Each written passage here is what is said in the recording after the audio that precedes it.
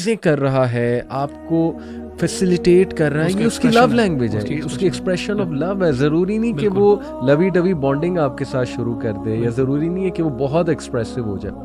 تو اتنا کچھ اس کو اس کے سامنے رکھا جا رہا ہے نا. What do you think Ahmed بھائی؟ میرے تو خیال میں کہ اس پہ بات ہونی چاہیے. علی بھائی, سورہ قریش میں نا اللہ سبحانہ وتعالیٰ نے نا اپنی دو بہت بڑی نعمتوں کا ذکر کیا جس کو ہم فار گرانٹیڈ لیتے ہیں, اور اگر ہم اس کے اوپر غور کریں نا کہ اگر وہ دو نعمتیں نہ ہوں نا تو کیا حال ہوگا, اور وہ ہیں رزق اور امن. صحیح. رزق اور امن, دو چیزیں. آپ دیکھیں غزہ میں اللہ نے یہی دو چیزیں ان سے لی, رزق لے لیا, امن لے لیا. یعنی ایک قحط سالی, بھوک, فیمن, سٹارویشن کا سیناریو بن گیا, اور امن لے لیا کہ خوف, انسیکیورٹی, ڈیتھ. یعنی رزق اور امن یہ اللہ تعالیٰ کی بہت بڑی نعمتیں ہیں. اللہ تعالیٰ نے الحمدللہ ہمیں اس ملک میں دی, اور اللہ تعالیٰ سے دعا ہے کہ اس کو برقرار رکھے گا انشاءاللہ اللہ تعالیٰ ہمارے لیے. یہ بہت بڑی نعمتیں ہیں اللہ تعالیٰ کی. اسی کی انالوجی اگر آپ دیکھیں تو مرد جو ہے نا وہ گھر میں بھی یہ دو چیزیں لے کے آتا ہے, رزق لے کے آتا ہے اور امن, اسٹیبلٹی دیتا ہے, سیکیورٹی دیتا ہے.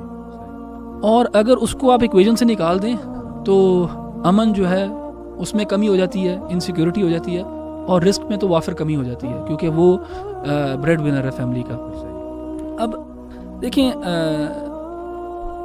دو ایسپیکٹس کے بارے میں نا میں خاص بات کرنا چاہوں گا. ایک تو یہ کہ the modern world we are living in today, یہ اتنا مٹیریل ڈیمانڈ کرتا ہے, اتنا مٹیریل ڈیمانڈ کرتا ہے, اتنا فائنانس ڈیمانڈ کرتا ہے, اتنی محنت ڈیمانڈ کرتا ہے کہ تاریخ میں پہلے کبھی بھی اتنی نیسیسٹیز نہیں جڑی ہوئی تھی انسان کے ساتھ.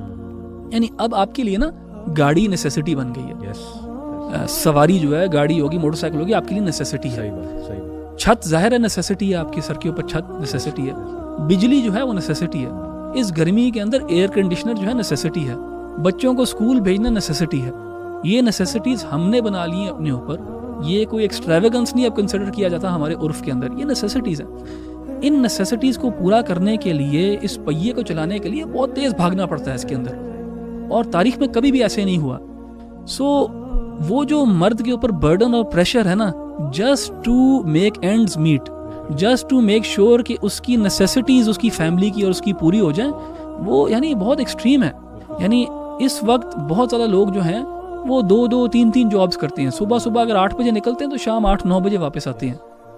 تو کیوں کر رہے ہیں وہ یار؟ علی بھائی میں اپنی بات کروں اور آپ کی بھی, اور ویسے مرد جو ہے نا وہ بہت تھوڑے میں بھی رہ لیتا ہے, ایسا مسئلہ نہیں, اس کو کچھ نہیں چاہیے. یعنی میں اگر اپنے بارے میں واللہ آپ کو بات کروں, مجھے